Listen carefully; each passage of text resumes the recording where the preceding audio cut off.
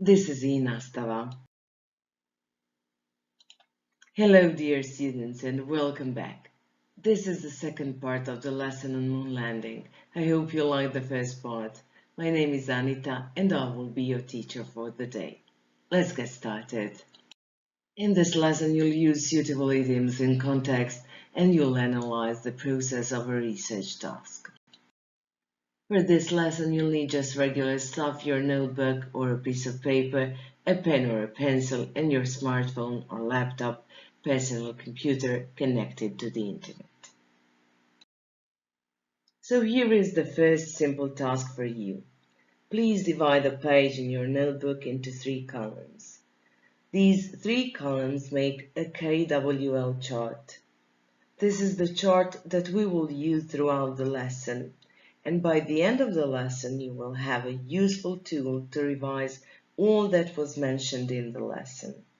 The columns are I know, I would like to know, and I have learned. Now, please fill in the first column. Write down all that you know about moon landing. Think about what was mentioned in the previous lesson. In case you don't know where to start from, here are some words and terms that might help you remember and organize all the things you've learned so far. They are just a sort of reminder. Black, eagle, splashdown, hatch, spice rice, Nixon, JFK, Columbia, fuel alarm, and Cold War. And now it's time to fill in the second column. I'm sure there are more things you would like to know about moon landing. Please write them down in this table. Is the second column of your KWL chart. Please pause the video and fill it in. In the previous lesson, I promised you some fun facts related to the 1969 mission. Do you know what a fun fact is? Do you like fun facts?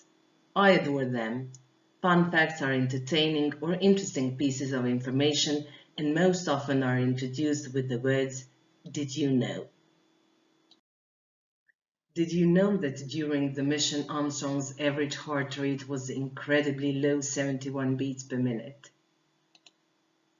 As the 2 astronauts descended towards the moon's surface, Armstrong's heart rate rose to 110 beats per minute, still ridiculously low for a man orbiting the moon. But the moment the alarm system blared, indicating they were running out of fuel, it literally skyrocketed to 150 beats per minute, 80% of the maximum capacity for an average 38-year-old man. On July 5th, the crew of Apollo met with the press. Asked, "Will you take personal mementos to the moon, Neil?" Armstrong answered, "If I had a choice, I would take more fuel." Now look at the photo taken by Michael Collins. Armstrong and Aldrin are approaching the moon's surface and listen to how his heart rate rose to incredible 150 beats per minute.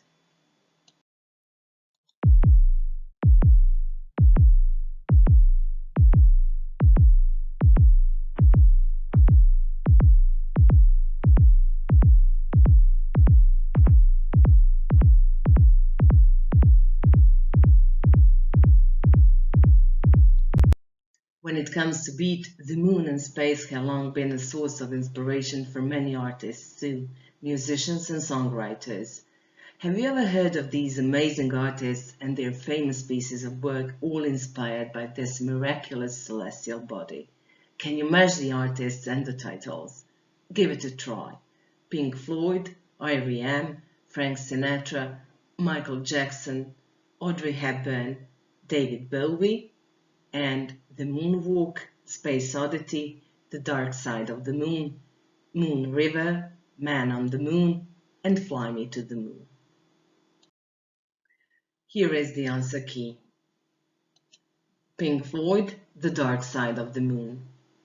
R.E.M., Man on the Moon. Frank Sinatra, Fly Me to the Moon. Michael Jackson, The Moonwalk. Audrey Hepburn, Moon River. And finally, David Bowie, Space Oddity. This artistic legacy is a treasure chest. It is priceless, and the duty of each generation is to add to that legacy, not just to live off it. Believe it or not, you'll have a unique opportunity to listen to the answer key.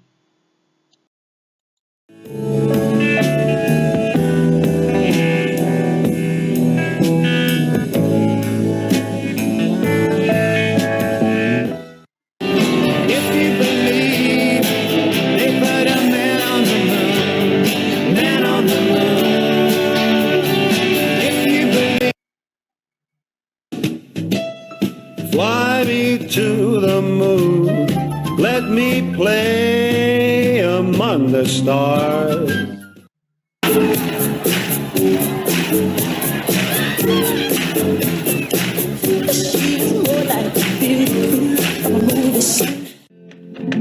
Moon River, wider than a mile. This is ground control to Major Tom. You've really made the grade. I have to admit I really enjoyed listening to the answer key. For your homework, I'd like to ask you to listen to these songs a few times. You'll recognize their artistic value, I'm sure. But you'll also find out some interesting pieces of information too. For example, did you know there is no such thing as the dark side of the moon? As the moon orbits Earth, it always keeps one face towards the planet. To put it simply, we always see the same side of the moon.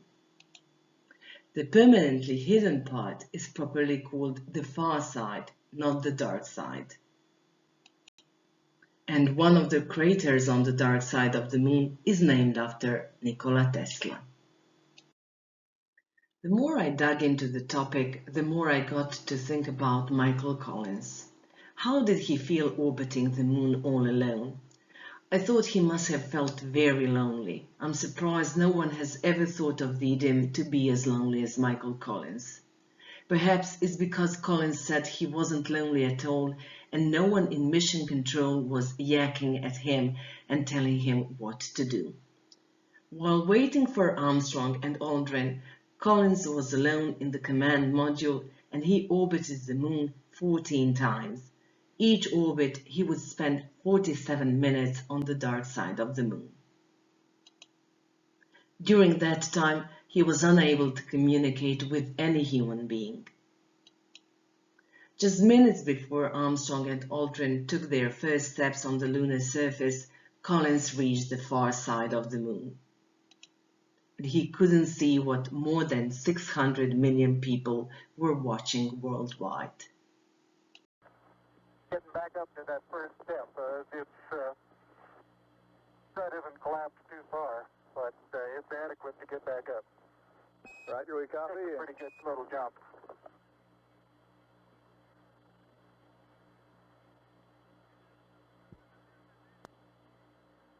Okay, Neil, we can see you coming down the ladder now. Neil, we can see you coming.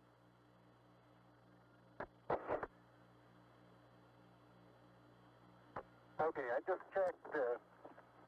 Getting back up to that first step. That isn't collapsed too far, but it's one small step for man, one giant leap for mankind.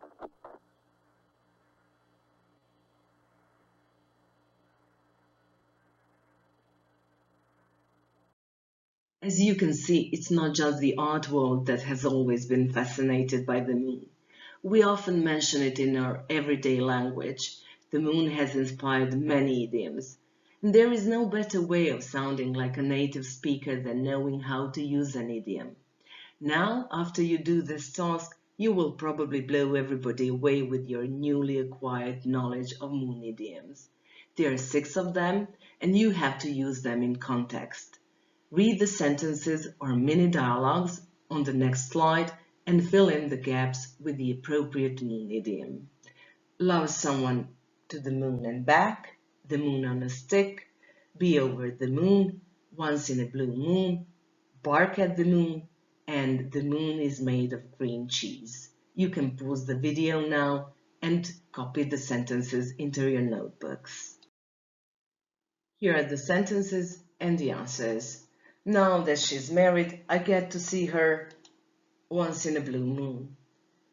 I gave you everything. What more do you want? The moon on a stick. I'm taking her to London for a surprise. She will be over the moon when she finds out. He said he was going to change. Yeah, and the moon is made of green cheese. I'll believe it when I see it. No matter what happens, I want you to know I love you to the moon and back. I'll ask my boss again to let me have a day off, but I think it will be like barking on the moon. Now it's time for another task. In this task, you have to explain the meaning of each of the synonyms. And the moon is made of green cheese. The most ridiculous thing imaginable, unlikely to happen. The moon on a stick. To want everything, including things you can't have. Love someone to the moon and back. To love someone deeply. Once in a blue moon. Not very often, rarely. Be over the moon. To be extremely happy or excited, and bark at the moon. To make an appeal that is unlikely to change. We are approaching the end of our lesson today. Before we say goodbye to each other, here is a task for you. You will do a bit of a research. There are many interesting stories behind the Apollo mission, and up to now you have also heard several fun facts. Here are some numbers, terms, and names. They are all connected to Apollo 11 mission. Please find the connection. What have they got in common? To help you with your research, I've decided to come up with some steps that will make your research easier. So before you start working on this task, please go through this list of questions. Which pieces of information do you need? Where can you find them? Define the starting point of your research. Make a prediction and make a plan for the research. During the research, make notes on the progress. These notes will be very useful for you for the last part of this task. And finally, after you have completed the task, look at the notes before the research. Are there any changes? Were your predictions right? Did you find out something new? Make notes as well. Don't forget that it is easier to start with a term that is easy to research, for example, a name. If you make a prediction, base it on your previous knowledge. Make useful notes on each number, term, or name. It will be easier to see the connection. And finally, use trustworthy sources. The final task is to prepare a debrief, like a real NASA official. In your debrief, please explain all the stages of your research and steps. What you did at the beginning of the research, which web pages you used, and if they were useful. Write a bit more about surprising pieces of information that you came across. Explain the reasons why you did the research in that particular way. And finally, compare your predictions from the beginning of your research and your final result. Once you've finished your debrief, please make an audio recording of it and send it to your teacher. And now it's time to fill in the third column and write down all that you have learned about moon landing. If you asked your friends why people float in space, they would probably tell you it's because there is no gravity there. But that's not true. There is gravity. It's called microgravity. And astronauts seem to be floating in space, but actually they are falling towards Earth. So why am I telling you this? It's because I had to leave out so many interesting things I wanted to mention, and I couldn't because the lesson would be too long. I hope I encouraged you to dig deeper into the topic, to search the web and just read about it. In English, of course. It would be one small step for you, but one giant leap for your education. And open that treasure chest we have been talking about. Enjoy the artistic legacy previous generations left behind, and remember to add to it. Bye-bye. And I almost forgot. Take a few moments and enjoy watching Bruce McCandless floating in space.